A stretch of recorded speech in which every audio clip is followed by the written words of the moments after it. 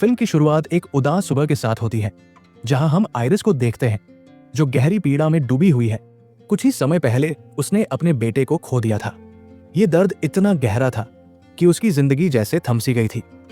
हर दिन और हर रात अजीब और डरावने ख्याल उसे घेर लेते थे। उसकी आत्मा पर जैसे किसी ने ताला लगा दिया हो। एक रात जब पूरा घर सो रहा था तो वो चुपचाप अपनी जेब में एक छोटा सा चाकू रखकर अपनी कार में बैठती है और घर से निकल जाती है।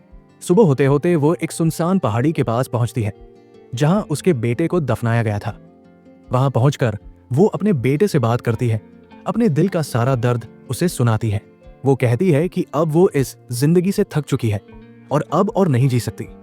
दर्द से भरी आंखों के साथ वो पहाड़ी के बिल्कुल किनारे तक जाती है और नीचे कूदने ही वाली होती है कि तभी वहां एक आदमी आता है।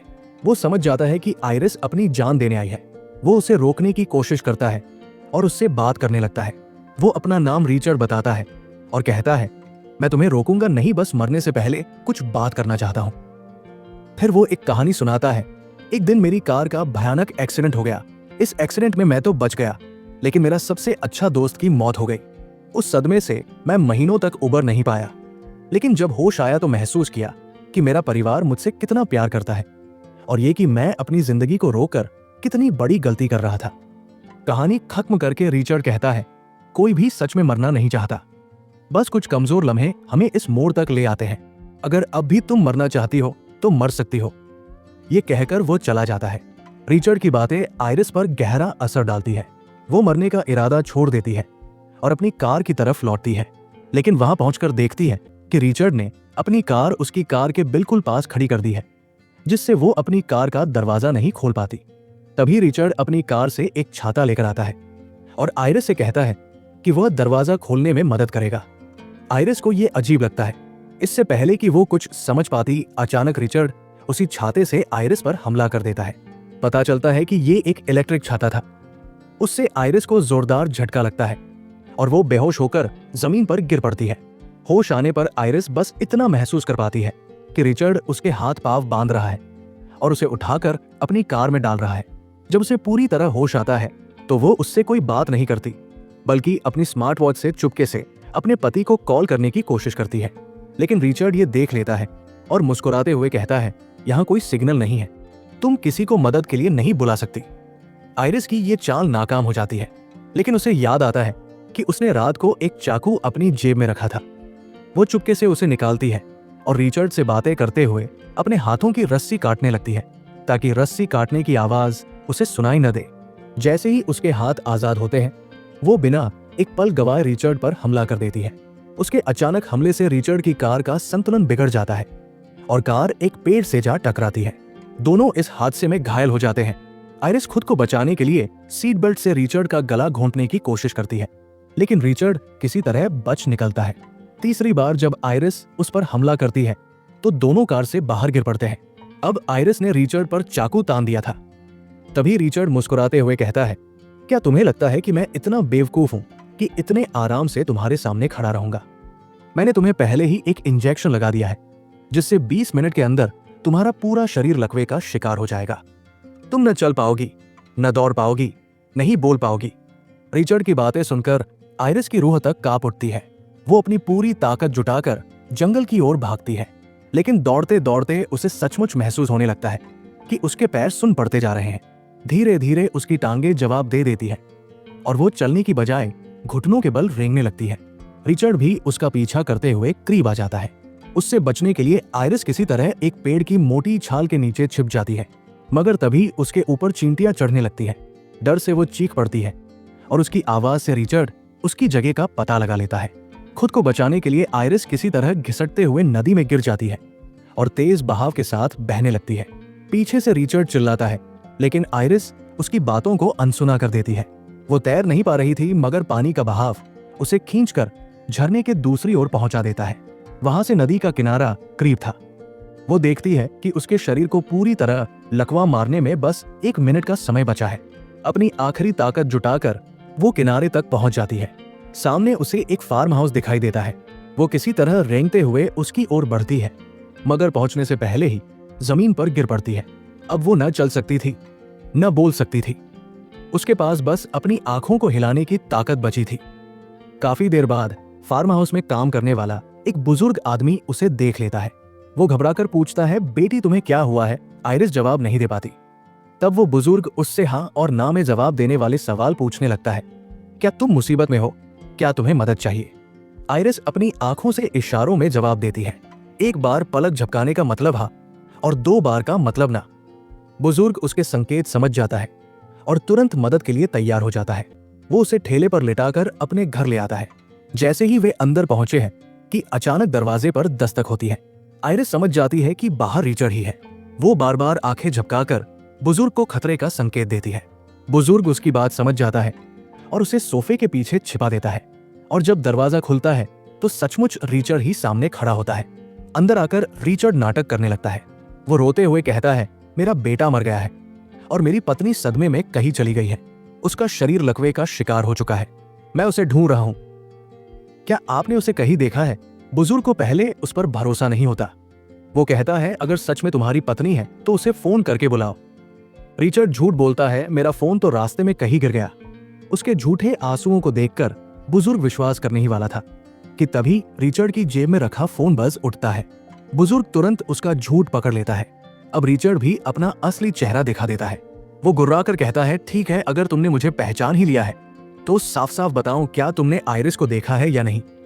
बुजुर्ग उसे पुलिस बुलाने की धमकी देता है, मगर रिचर्ड अचानक उस पर हमला कर देता है। लेकिन उसे अंदाजा नहीं था कि ये बुजुर्ग उससे कहीं ज्यादा ताकतवर है। बुजुर्ग उसे बुरी तरह पीट देता है और लगभग अधमरा कर देता है। जैसे ही बुजुर्ग पुलिस को बुलाने के लिए आगे बढ़ता है, रिचर्ड चाकू निकालकर अचानक बुजुर्ग की टांग पर वार करता है। दर्द से बुजुर्ग जमीन पर गिर जाता है। रिचर्ड वही चाकू उसकी टांग से निकालकर सीधे उसके पेट में घूम देता है और उसे वही मार डालता है। ये सब कुछ आइरिस सोफे के पीछे से देख रही थी। उसकी आंखों के सामने एक निर्दोष की जान चली गई थी और वो उसे बचाने में पूरी तरह असमर्थ रही। अब क्योंकि रिचर्ड फंस चुका था, उसने एक और कत्ल कर दिया था। इस सबूत को मिटाने के लिए वो घर में रखे केरोसिन के कैन पूरे कमरे में उंडेल देता है और आग लगाकर वहां से भाग निकलता है। रिचर्ड को जलते हुए घर की खिड़की से एक उंगली हिलती हुई दिखती है। वो समझ जाता है कि घर के अंदर कोई जिंदा है। किसी के जिंदा बचने से उसके पकड़े जाने का खतरा था, इसलिए वो अंदर जाता है। वहां उसे आइरिस मिलती है।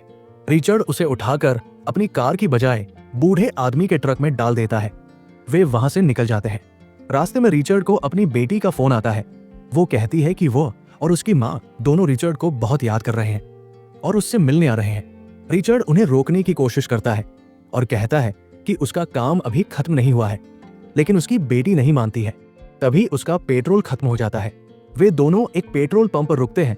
रिचर्ड आइरिस को टोपी पहना देता है ताकि कोई उसका चेहरा न देख सके। आइरिस अपनी पूरी ताकत लगाकर सीट बेल्ट खोलने की कोशिश करती है। उसे वहां एक लड़का दिखता है जो लगभग उसके बेटे की उम्र का था। उसे देखकर वो बहुत भावुक हो जाती है। बच्चा भी समझ जाता है कि कुछ गड़बड़ है, लेकिन इससे पहले कि वो आइरिस से कुछ पूछ पाता, उसकी माँ उसे वहां से ले जाती है। उस महिला को शक होता है, इसलिए वो पीछे से पुलिस को फोन करके ट्रक का नंबर बता देती है। रिचर्ड अपनी कार लेने के लिए उसी जगह वापस आता है जहां उसने अपनी कार छोड़ी थी। तभी एक पुलिस अफसर उसकी गाड़ी को रोक लेता है। वो बताता है कि उन्हें उसकी गाड़ी के बारे में शिकायत मिली है। रिचर्ड आत्मविश्वास से कहता है कि आपको कोई गलत फहमी हुई है। वो अपनी पत्नी के साथ छुट्टी पर आया है। जब अफसर उसकी पत्नी से बात करने के लिए जाता है तो आइरिस का चेहरा देखकर उसे साफ पता चल जाता है कि वो ठीक नहीं है।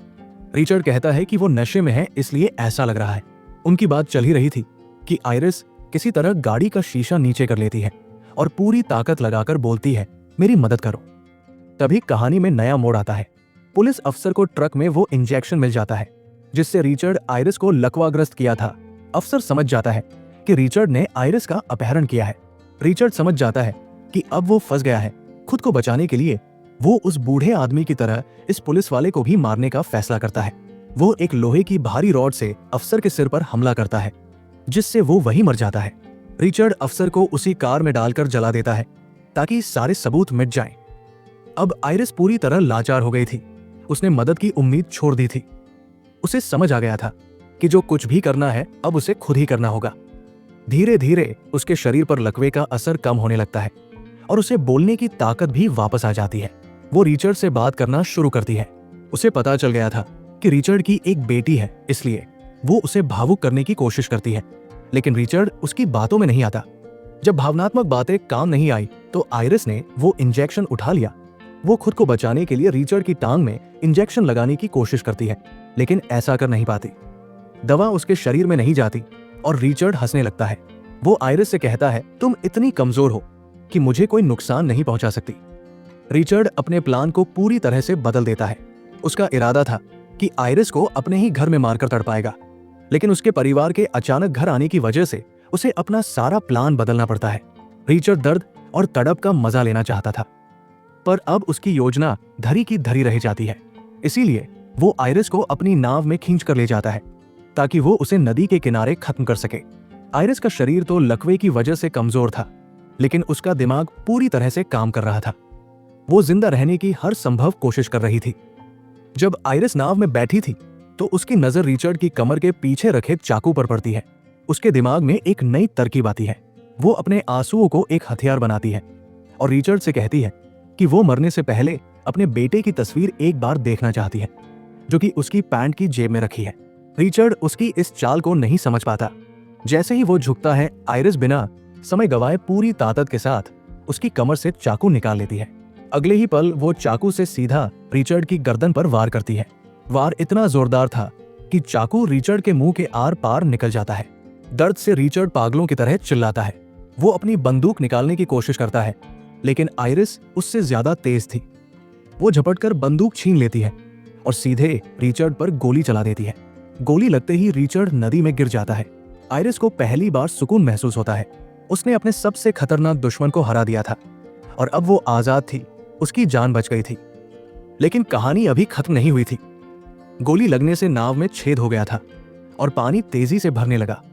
नाव डूबने लगी और आइरिस भी उसके साथ डूबने लगी। वो आधे लकवे के साथ खुद को संभाल नहीं पा रही थी, लेकिन किस्मत ने उसका साथ दिया। लकवे की वजह से उसका शरीर एक लाश की तरह पानी की सतह पर तैरता रहा। कुछ देर बाद जैसे ही उसका शरीर वापस उसके नियंत्रण में आया, उसने तैरकर किनारे तक पहुंचने की पूरी कोशिश की और आखिरकार वो किनारे पर आ गई। वो खुशी से हंसने लगती है। उसे विश्वास नहीं हो रहा था कि वो एक साइकोपैथ कातिल से बच गई थी। उसकी आंखों में आजादी और जीत की चमक थी। वो खुशी खुशी वहां से जाने ही वाली थी कि तभी उसकी नजर नदी के दूसरे किनारे पर पड़ी। वहां रिचर्ड किसी तरह जिंदा बच गया था। वो बुरी तरह घायल था और अपनी आखिरी सांसें ले रहा था। आइरिस के दिल में सिर्फ बदले की आग जल रही थी। वो उसे तड़पता हुआ वही छोड़ देती है और बिना पीछे देखे चली जाती है। वो उसे पुलिस के हवाले भी कर सकती थी, लेकिन उसने ऐसा नहीं किया। वो उसे उसके कर्मों की सजा खुद देना चाहती थी। और यहीं पर डोंट मूव मूवी खत्म हो जाती है।